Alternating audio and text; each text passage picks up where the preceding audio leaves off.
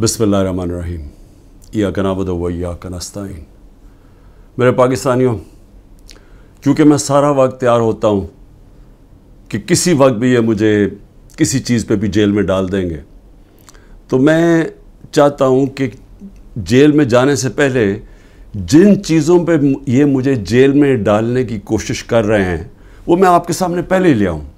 क्योंकि मैं अगर जेल में चला गया तो इन्होंने मीडिया तो पूरा कंट्रोल कर लिया।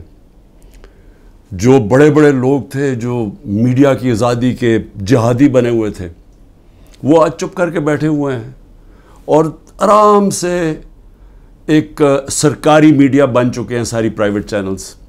तो मुझे किसी ने सुना नहीं है। एक दफ़ा मैं अंदर चला गया जेल में, तो लिहाजा ज़रूरी ये है कि मैं आपके सामने पहले ही चीज़ें रख दूँ। जो ये कोशिशें हो रही हैं और बड़ी तेज़ी से कोशिशें हो रही हैं कि ये जेल में चला जाए केयरटेकर गवर्नमेंट के आने से पहले। तो मैं सबसे पहले साइफ़र का ज़रा मैं आप सबके सामने रख दूँ कि असल में इनको ये समझ नहीं आई कि जितनी साइफ़र के ऊपर बात होगी, ये जितने भी पावर में बैठी हुई हैं पीडीएम के लीडर्स और जो पुराने आर्मी के चीफ जनरल बाजवा, ये जितनी भी साइफ़र के ऊपर तहकीकात होंगी, इनके ऊपर उंगलियां आएंगी। मजलूम तो मैं था और मेरी गवर्नमेंट थी। हमारी गवर्नमेंट गई, जैसे साइफ़र आया उसके अंदर बार बार मैं बता रहा हूँ कि एक अमेरिकी ऑफिशियल डोनाल्ड लू हमारे एम्बेसडर को कहता है, असद मजीद को, वाशिंगटन में, कि इमरान खान को तुमने वोट ऑफ नो कॉन्फिडेंस में हटाना है।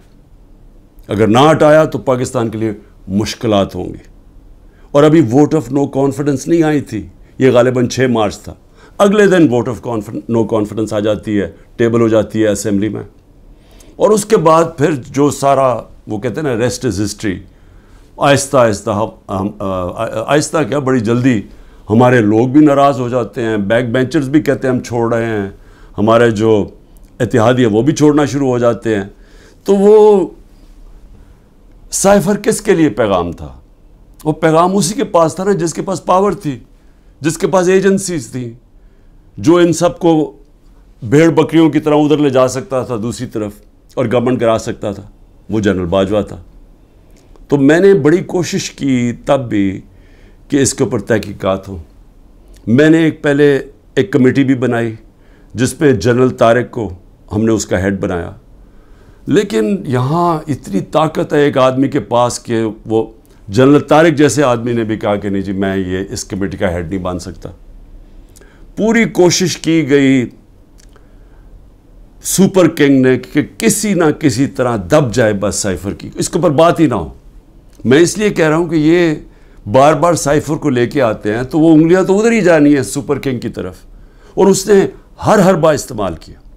हमारा जब सुप्रीम कोर्ट में केस चला हुआ था, जब कासिम सूरी ने अडजर्न की असेंबली और ये कहा कि साइफ़र में वाज़ेह है कि मुदाखलत हुई है पाकिस्तान के अंदर, और मैं इसलिए अडजर्न कर रहा हूँ कि पहले इसके ऊपर तहकीकात हो, इंक्वायरी हो कि क्या ये साइफ़र इसके पीछे क्या था।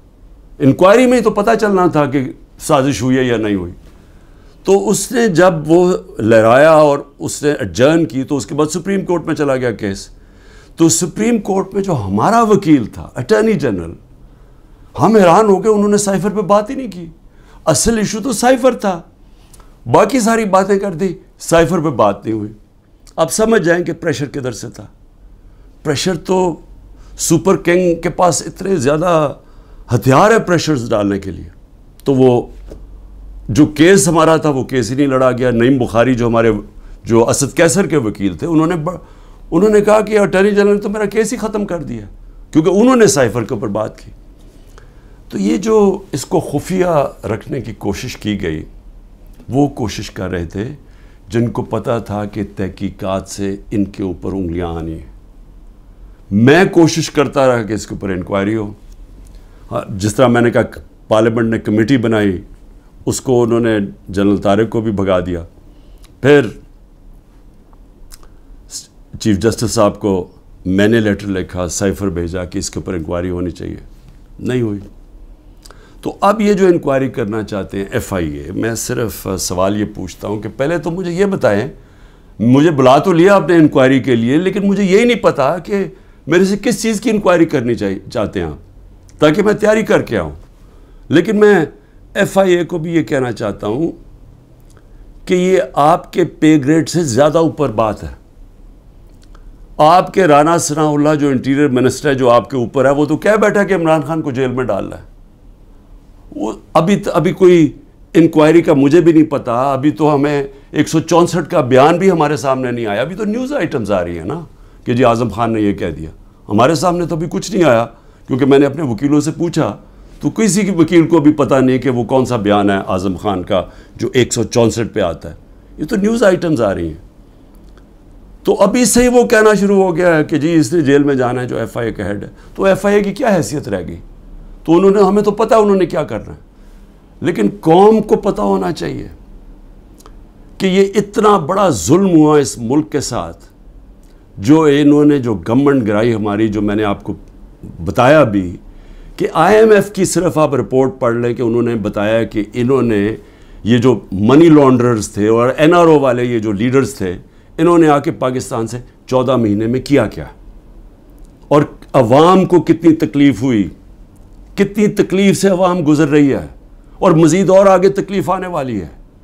एक वो गवर्नमेंट जिसकी बेहतरीन परफॉर्मेंस थी, और वो सिर्फ और सिर्फ, अब ज़रूरत नहीं है, आप IMF का ही पढ़ लेना, IMF तो हमारे नीचे नहीं है, इकोनॉमिक सर्वे पढ़ लें जो कि इन्होंने शाया किया, तो वो तो अब वाज़ेह है कि एक हुकूमत जो बेहतरीन परफॉर्मेंस दे रही थी, जो लोगों के हालात बेहतर कर रही थी, रोज़गार बढ़ता जा रहा था।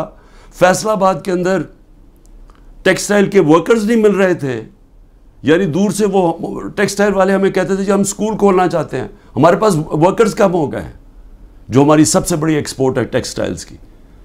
तो उधर से वो गिरते गिरते आज यहाँ पहुँच गए हैं कि स्क्रैप में बेची जा रही है मशीनरी अब, और ये जो अब मज़ीद और महंगाई आ रही है। सर पूछें तो सही आगे, जो बेरोज़गारी बढ़ती जा रही है, पूछें लोगों के साथ गुजारा होता कैसे है, कौन जिम्मेदार है इसका। ये साइफर के ऊपर जब तहकीकात होंगी तो पता चलेगा कि कितनी बड़ी साजिश हुई है। तो मैं तो चाहता हूँ कि एक सही माने में इसके ऊपर इंक्वायरी हो। मैं तो तब भी कोशिश कर रहा था, लेकिन तब तो होने नहीं दी। तो अल्लाह करे कि इसमें से ही कुछ चीज़ निकलाए, लेकिन ये FIA नहीं कर सकती, कि वो तो कंट्रोल्ड है उन्हीं लोगों से जो उन्होंने फ़ायदा उठाया ये साजिश से। दूसरी चीज़ है, अब 2 और मेरे ऊपर नैब के केसेस हैं। एक है अल कादर। अब अल कादर के ऊपर मैं आपको बता ही चुका हूँ कि वो केस ये है कि इमरान खान ने मलिक रियाज को फ़ायदा दिलवाया, क्योंकि उसने उससे पहले अल कादर यूनिवर्सिटी बनाई थी। और अल कादर यूनिवर्सिटी क्या है? चैरिटी की यूनिवर्सिटी।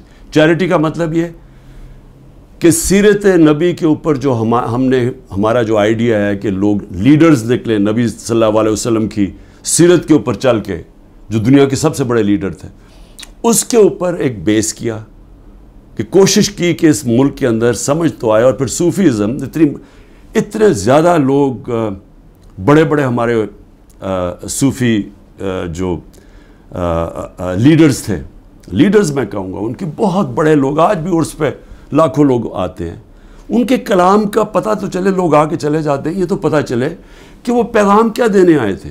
तो एक तो ये, और फिर दूसरी टेक्नोलॉजी। सो ये मकसद था। और सारे आज अल कादर में मुफ्त पढ़ रहे हैं, सारे गरीब घरानों के हैं, और वो यूनिवर्सिटी चल रही है, और वो पैसा जो है वो वहाँ लगा हुआ है। इसमें इमरान खान का क्या ज़ाती फ़ायदा है? इसमें मुझे ये समझा दें कि मुझे किधर से फाइनेंशियल बेनिफिट हुआ है। यानी अगर पूछना है फाइनेंशियल बेनिफिट, तो देखें कि मलिक रियाज ने बिलावल हाउस बनाया यहाँ लाहौर के अंदर, ज़रा देखें कितने अरबों रुपए का बना है। वो देख लें कि जो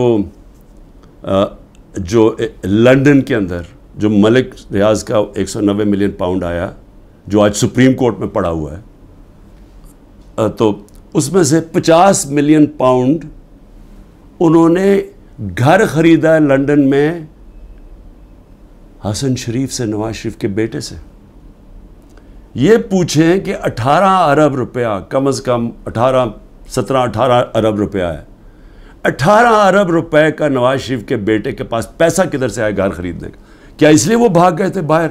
जब नैब ने उनको बुलाया और पूछना तो दोनों बेटे बाहर भाग गए कि जी हम पाकिस्तान के शहरी नहीं हैं। उसके अंदर वो पूछा किसी ने उनसे, और पैसा भी यहाँ पड़ा है। अगर वो कहते हैं गलत मत में आ गया, वो गवर्नमेंट ऑफ पाकिस्तान में, भाई आप पैसा पड़ा हुआ है सुप्रीम कोर्ट में, आप उन्हें कहें कि वहाँ उधर ट्रांसफ़र कर दें, लेकिन साबित करना पड़ेगा कि क्या ये पैसा मनी लॉन्ड्रिंग का था या नहीं। वो पाकिस्तान गवर्नमेंट को और बरतानिया में साबित करना पड़ेगा। तो हमारे पास भी यही चॉइस थी, हमने पैसा मंगवा लिया, पैसा यहाँ पड़ा है, तो चोरी किधर है इसमें? ये अलकादर, दूसरा तोशा खाना। अब तोशा खाना का ज़रा समझ जाए वो तोशा खाना है क्या। ये लोगों को है जी पता नहीं क्या इतना बड़ा उसको बना दिया। 70 साल से तोशा खाना के अंदर वही कानून चलते आ रहे थे। जो भी आपको गिफ्ट मिलती है, और वो याद रखें प्राइम मिनिस्टर को नहीं मिलती, प्रेसिडेंट को मिलती है, आर्मी चीफ को मिलती है, वजीरों को मिलती है, प्राइम मिनिस्टर का जो मिलिट्री सेक्रेटरी है उसको मिलती है। ये जब जाते हैं बाहर तो ये गिफ्ट्स मिलती हैं। कानून सबके लिए एक है। जब से 70 साल से एक ही कानून है कि वो जाके वो फॉरेन ऑफिस में आती हैं, वो जाके देते हैं कैबिनेट सेक्रेटरी को, कैबिनेट सेक्रेटरी आगे इवैल्यूएशन के लिए एफबीआर को भेज देता है। एक इंडिपेंडेंट अप्रेजर है हमारे, वो नून लीग का अपॉइंट किया हुआ है, ये असेस करते हैं उसकी कीमत क्या है। फिर वो सबके पास प्राइम मिनिस्टर, वजीरों, जिनको भी तोहफा उनके पास आते हैं, जी ये है इसकी कीमत असेस, अगर आप इसको लेना चाहते हैं तो इतनी कीमत दें और ये गिफ्ट आप रख सकते हैं, और अगर ये नहीं लेना चाहते तो ये भी समझ आए वो फिर ऑक्शन होती है, वो जाके कोई भी खरीद सकता है। ये है कानून। अब इमरान खान के ऊपर क्या इल्ज़ाम है? मैं जब तहकीकात में कि जी वो जो उन्होंने असेस किया था, वो जो आपने जो उसकी कीमत थी गिफ्ट की, वो उन्होंने कम दिखाई है। भाई अगर उन्होंने कम दिखाई है, वो लोग अभी भी बैठे हुए हैं, उनसे पूछें क्यों कम दिखाई है। मैं तो उनमें से किसी को नहीं जानता। मुझे तो जो मिलिट्री सेक्रेटरी आके बताता है कि जी ये कीमत है, ये आपने देना, मैं उसी के मुताबिक चला। जो भी है मेरा सारा कुछ डिक्लेयर्ड है, सारा कुछ एफबीआर के पास रिकॉर्ड है, सारों के ऊपर जो भी मैंने अगर किसी को बेचा उसके ऊपर टैक्स दिया हुआ है वो रिकॉर्ड है, सब कुछ उनके पास पड़ा है। केस है क्या? वो केस ट्रायल पे चल रहा है, जज साहब बड़ी तेज़ी में ट्रायल चला रहे हैं, सब जुडिस है, मैं उसके ऊपर बात नहीं करूँगा, लेकिन मैं ये ज़रूर चाहूँगा कि एक फेयर ट्रायल में रहे, मौका मिले मौक़िफ़ रखने का, और मैं ये साबित करूँगा कि इसमें कोई चीज़ भी मैंने गैर कानूनी नहीं की।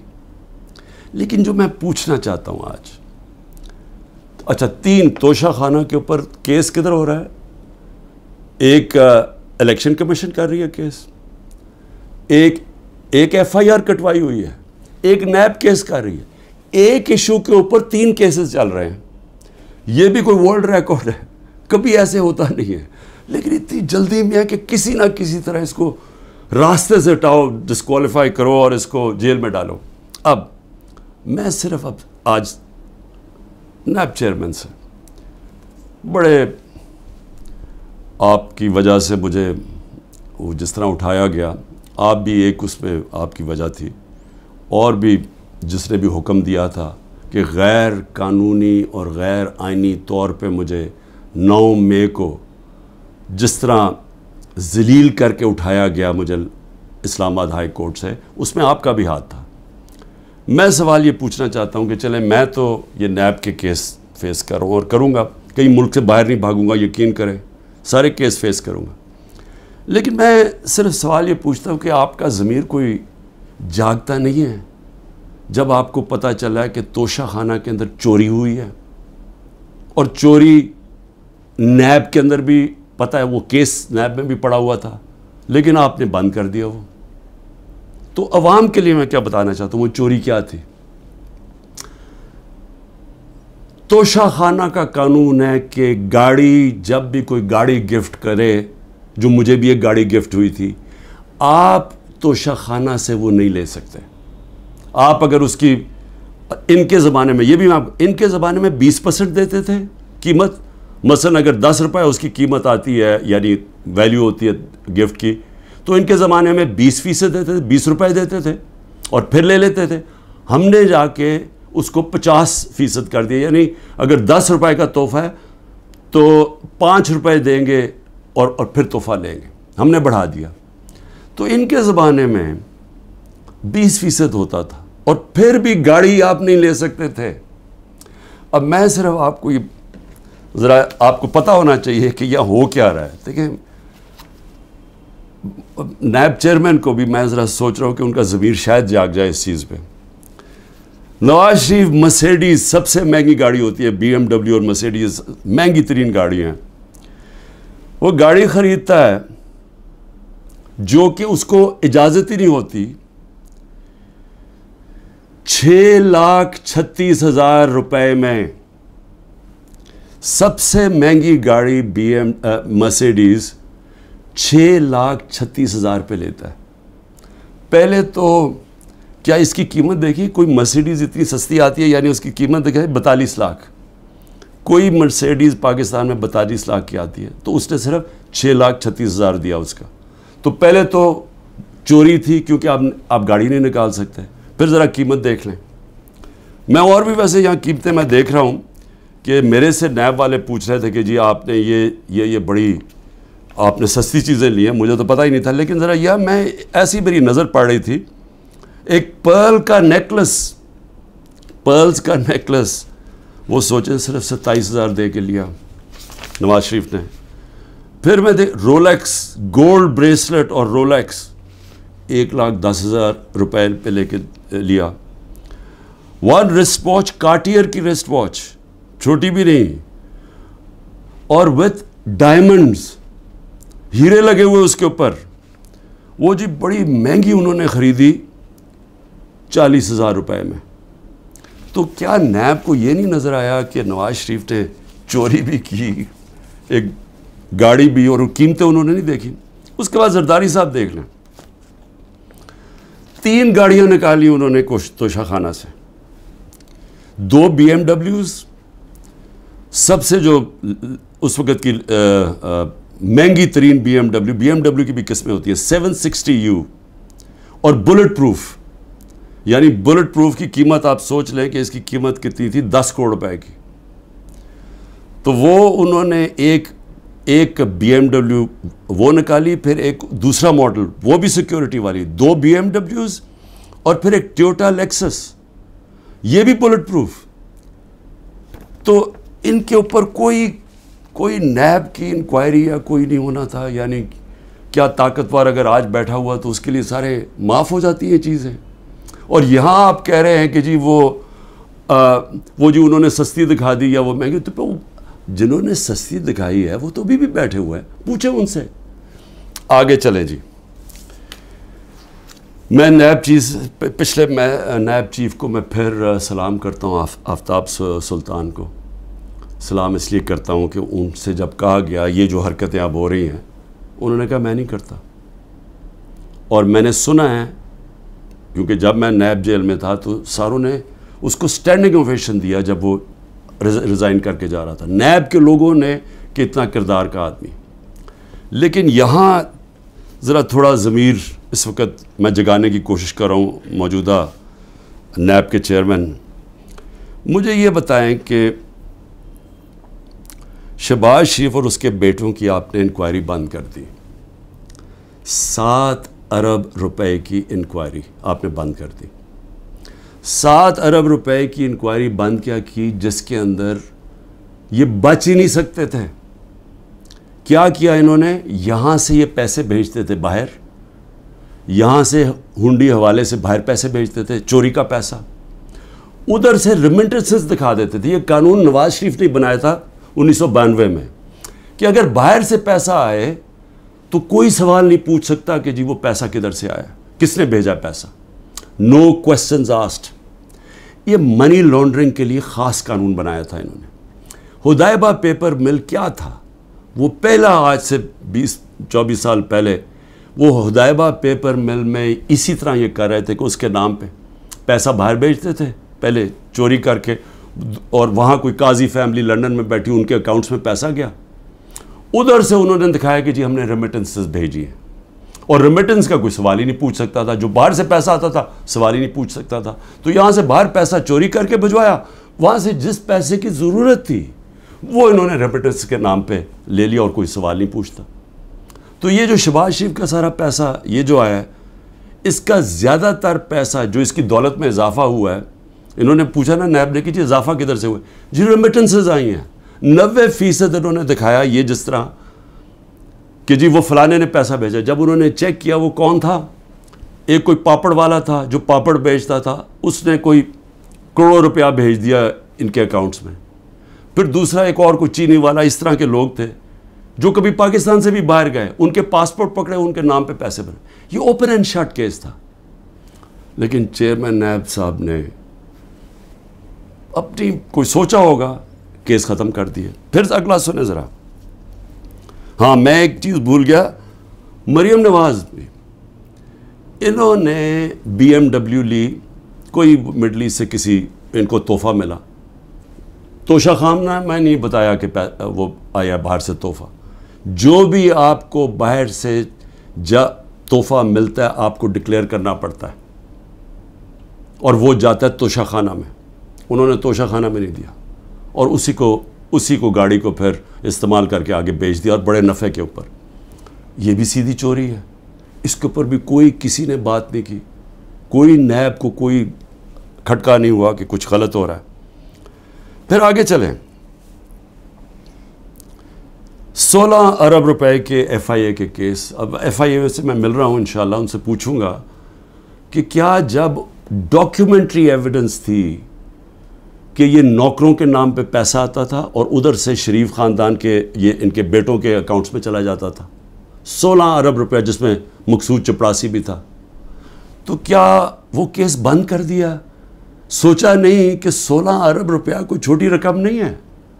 तो उसके ऊपर कोई फिक्र नहीं हुई आपको कि पूरी तहकीकात हुई, इतनी फाइलें पड़ी हैं, सारी डॉक्यूमेंट्स पड़ी हुई हैं, कोई आपने नहीं देखा कि वो डॉक्यूमेंट्स देख लें? वो तो लोग, मकसूद चपरासी तो बेचारा हार्ट अटैक से गया, डॉक्टर जवान भी हार्ट अटैक से गया, एक और गवाह हार्ट अटैक से गया। तो कोई फिक्र नहीं है कि डॉक्यूमेंट्स भी पड़ी हुई हैं, उनके ऊपर FIA को इन्वेस्टिगेट करे? नहीं, क्योंकि ये अब कानून के ऊपर हैं लोग, इनको ये चोरी भी करें सब कुछ माफ़ है। फिर आगे चलें। आसिफ जरदारी, अच्छा, और मरियम के 4 लंदन के फ्लैट, ये भी एक बहुत बड़ी सब सारी मेरी कौम के लिए ज़रा सुन लें कि 4 फ्लैट लंदन के नवाज शरीफ ने जब पैनामा पेपर्स में पकड़े गए, इंकशाफ हो गया इंटरनेशनल 2016 में, तो नवाज शरीफ ने असेंबली में जाके कहा कि हाँ ये हमारे हैं और ये हैं वो दस्तावेज़ जो साबित करते हैं हमारे, वो झूठ निकले। फिर अदालत में केस चला गया, वहाँ इन्होंने कतरी ख़त ले आए सामने, वो भी मज़ाहिया था, लोग उन्होंने मजाक उड़ाया उसका। उसके बाद अब एक मरियम और इसके भाई हुसैन के बीच में एक कॉन्ट्रैक्ट साइन दिखाते हैं कि जी ट्रांसफ़र हुआ है फ्लैट 2006 में, वो जिसमें वो साइन किया, जो फ़ॉन्ट थी जिसमें वो टाइप आउट हुआ, वो अभी आई नहीं थी फ़ॉन्ट वो अगले साल आई। सीधा अदालत में झूठ बोला गया, फ्रॉडलेंट कॉन्ट्रैक्ट दिखाया गया। अभी तक वो ये नहीं बता सके कि ये 4 महंगे तरीन लंदन में महलात जिनके, उनका पैसा आया किधर से, अभी तक कुछ नहीं। लेकिन जज साहब ने पूछा नैब से कि जी बताएं, वो तो कहते हैं हमारे फ्लैट्स हैं, आप साबित कर सकते हैं? नैब ने कहा नहीं जी हम नहीं साबित कर सकते, चलो जी केस ख़त्म। तो एक तरफ तो ये हो रहा है। जरदारी साहब पे आ जाए।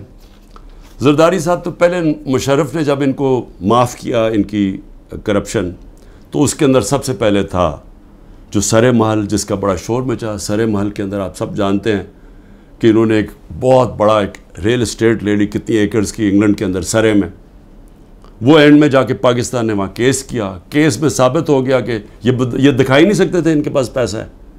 तो जब वो साबित हो गया कि इनके पास था नहीं, वो बिक गई और वो पैसा पाकिस्तान आना था, तब तक NRO मिल गया, वो भी हजम हो गया। $60 मिलियन पड़े हुए थे स्विट्ज़रलैंड में, वहाँ केस किया, वो आने वाला था पाकिस्तान एनआरओ में, वो भी 17 अरब रुपया वो भी हजम हो गया। उसके बाद फिर शुरू हुआ, वो फिर मशीन फिर चलनी शुरू होगी पैसे बनाने वाली। फिर वो फेक अकाउंट्स पकड़े गए, अरबों रुपया वही कि यहाँ से फेक अकाउंट से पैसा बाहर भेजा, उधर से रेमिटेंसेस दिखा के पाकिस्तान ले लिया और बाकी पैसा बाहर ही रखा। जो करप्शन हो रही है सिंध हुकूमत के अंदर, जो खुल के पैसा बन रहा है, जो सारे जानते हैं जरदारी सिस्टम कि हर चीज़ का कट मिलता है, वो क्या हमारी एजेंसीज़ को नहीं पता? क्या वो नैब को नहीं पता? लेकिन क्योंकि उनसे भी डील हुई है, वो भी आज ऊपर बैठे हुए हैं पावर में। लेकिन किन के ऊपर इस वक्त पूरा जोर लगा हुआ है? सारा जोर लगा हुआ है कि जी किसी ना किसी तरह इमरान खान और तहरीक इंसाफ को ख़त्म करना है। और हो क्या रहा है कि मजलूम हम, यानी साइफर के अंदर गवर्नमेंट मेरी जाती है और केस ही मेरे ऊपर हो जाता है। 9 मई को सुप्रीम कोर्ट कहता है कि गैर आईनी और गैर कानूनी तौर पे मुझे एक मुजरिम की तरह उठाया गया, लेकिन मेरे ऊपर 30 केस हो जाते हैं। उसके अलावा जिन लोगों को गोलियां मारी, सीधी सीधी लोगों को गोलियां मारी, 69 लोगों को, प्रोटेस्टर्स को, उन्हीं के ऊपर केस कर दिए।